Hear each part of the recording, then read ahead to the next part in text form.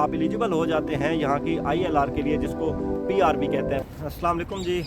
22 अगस्त 2022 को बरतानिया ने एक स्केल अप वीज़ा मुतारफ़ करवाया। इसकी बेस पे आप यहाँ पे बरतानिया के अंदर 2 साल का वीज़ा ले सकते हैं।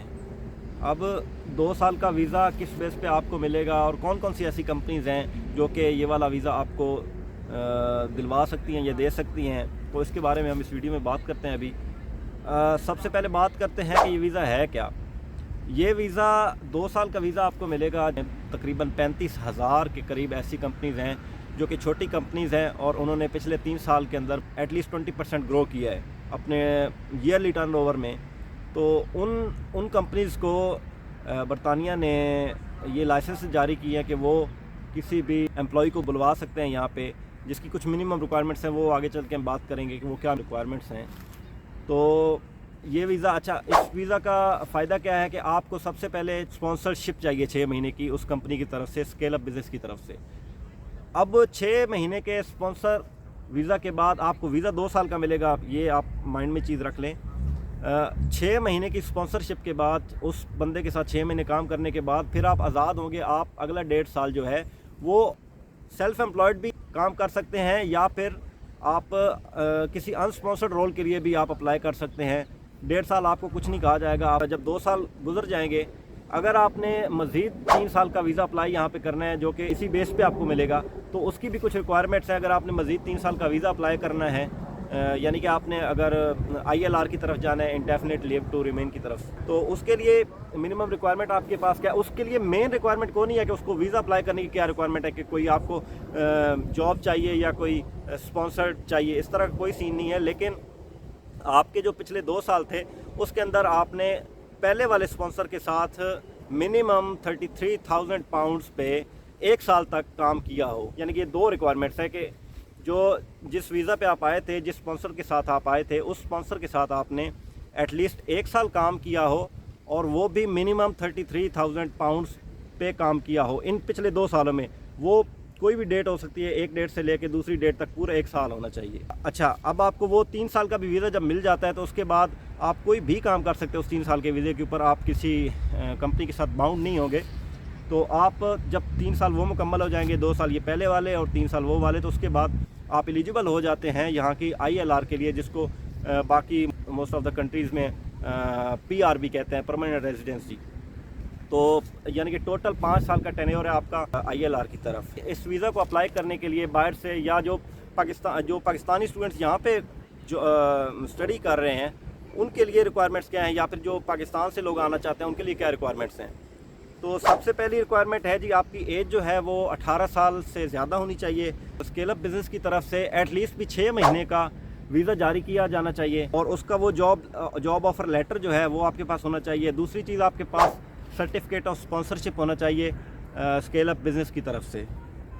उसके अलावा जो चौथी शर्त है वो है जी, वो जो कंपनी होगी, स्केल अप बिज़नेस होगा, वो आपको 4 डिजिट ऑक्यूपेशनल कोड जारी करेगा, आपको प्रोवाइड करेगा, जो कि आप gov.uk की वेबसाइट पे जाके वेरीफाई भी कर सकते हैं। इसकी जो 5वीं रिक्वायरमेंट है वो इंग्लिश की रिक्वायरमेंट है। आपकी इंग्लिश जो है वो कि या तो आपने जो लास्ट डिग्री की है, बैचलर्स की डिग्री की है या मास्टर्स की डिग्री की है, तो वो आपकी इंग्लिश के अंदर होनी चाहिए, पाकिस्तान के अंदर भी, या यहाँ से की है तो वो कुछ ख़ास मेरे ख्याल से इतनी स्ट्रिक्ट रिक्वायरमेंट नहीं है, वो पूरी ईज़िली हो सकती है। प्रोफिशिएंसी लेटर भी चल सकता है, अगर नहीं तो आप IELTS भी कर सकते हैं, कोई इतना ज़्यादा मुश्किल नहीं। IELTS के अलावा और 2-3 सर्ट है मेरे ख्याल से, तो वो भी चल जाएगा। छठी रिक्वायरमेंट जो है वो है आपकी मिनिमम सैलरी जो है वो 33,000 पाउंड्स होनी चाहिए मिनिमम, इससे कम नहीं होनी चाहिए। इससे कम होगी तो आप इस वीज़ा को अप्लाई करने के लिए एलिजिबल नहीं होंगे। चाहे वो कंपनी उस स्केल अप बिजनेसेस के अंदर आ भी रही है, लेकिन वो आपको अगर इतनी सैलरी नहीं दे रही तो आप इस वीज़ा को अप्लाई करने के लिए एलिजिबल नहीं है। सम केसेस के अंदर क्या है कि आपका जो आप किसी ऐसी फील्ड के अंदर अप्लाई कर रहे हैं जिसका गोइंग रेट 33,000 पाउंड से ज़्यादा जा रहा है। फॉर एग्जांपल कोई भी ऐसी इंजीनियरिंग की फील्ड है जिसके अंदर उसका रेट 35,000 पाउंड चल रहा है और आपको ये कंपनी दे रही है 33,000 पाउंड, तो फिर भी आप इस वीज़ा के लिए एलिजिबल नहीं है। लेकिन ये सम केसेस हैं, बहुत ज़्यादा मोस्टली केसेस में 33,000 पाउंड्स ही है। 7वीं इसकी शर्त है, वो है कंडीशन है, वो है कि आपके पास सफिशेंट फंड्स अगर आप बाहर से अप्लाई कर रहे हैं तो आपको सफिशेंट फंड्स चाहिए जो कि 1 महीने के यहाँ पे लंदन में रहने के लिए 1270 पाउंड ये आपको चाहिए। आपकी बैंक स्टेटमेंट एज जिस तरह मोस्टली लोग दिखाते हैं बैंक स्टेटमेंट 1 महीने के लिए आपको चाहिए, आपके अकाउंट में पड़े हुए होने चाहिए। आपको जो ऑफ़र लेटर मिलेगा उसके अंदर एटलीस्ट भी 6 महीने का स्पॉन्सरशिप होनी चाहिए। 6 महीने से ज़्यादा की होनी चाहिए। 1 साल की हो सकती है, 2 साल की भी हो सकती है, लेकिन 6 महीने से कम की नहीं हो सकती। स्केल अप बिजनेसेस हैं क्या? स्केल अप बिजनेसेस ऐसे बिजनेसेस हैं जो कि पिछले 3 या 4 साल से स्टार्ट हुए, या फिर उन्होंने पिछले 3 सालों में हर साल एनुअल टर्नओवर के अंदर 20% इंक्रीज़ दिखाया होगा या ग्रोथ दिखाई होगी। एक इनकी ये कंडीशन है होगी, और दूसरी ये कंडीशन है उनके पास 3 साल के आउटसेट के ऊपर मिनिमम 10 एम्प्लॉयज़ उनके पास होने चाहिए।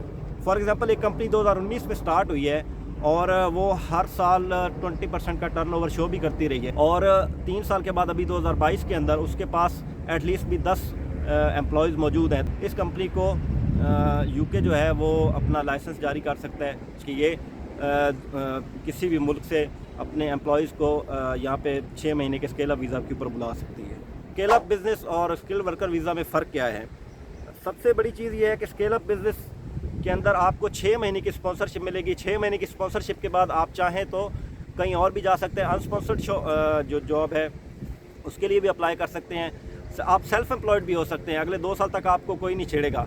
जबकि स्किल्ड वर्कर जो वीज़ा है उसके अंदर जो नॉर्मली आपको सबको पता ही है, उसके अंदर क्या है कि आपको 2 साल का अगर वीज़ा मिलता है या 2.5 साल का वीज़ा मिल रहा है तो आपको 2 से 2.5 साल तक उसी कंपनी के साथ रहना पड़ेगा। जैसे ही आप कंपनी स्विच करेंगे तो आपको वीज़ा नया लेना पड़ेगा या फिर वो वीज़ा आपका कैंसिल हो जाएगा। ये एक स्केल अप वीज़ा का कह लें कि ड्रॉबैक है कि स्केल अप वीज़ा में आपकी जो मिनिमम सैलरी होगी वो 33,000 पाउंड होगी, जो कि इतनी इजीली अचीवेबल नहीं है, इतना आसान नहीं है कि 33,000 पाउंड आपको कंपनी दे।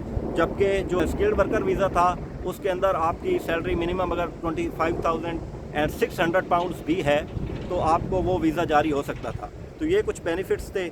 इसके अलावा कुछ मैंने वेबसाइट्स देखी हैं जहाँ पे जाके आप अपना चेक कर सकते हैं, स्केल अप बिज़नेस इंडस्ट्रीज़ के बारे में चेक कर सकते हैं, कौन कौन सी कंपनीज़ हैं, कौन कौन से, और इस वीज़ा के बारे में मज़ीद आप चेक कर सकते हैं। ये एक वेबसाइट है, इसका लिंक मैं डिस्क्रिप्शन में डाल दूँगा, scaleupinstitute.org.uk। और मज़ीद आपसे दरख्वास्त है कि ज़्यादा से ज़्यादा इस वीडियो को शेयर करें।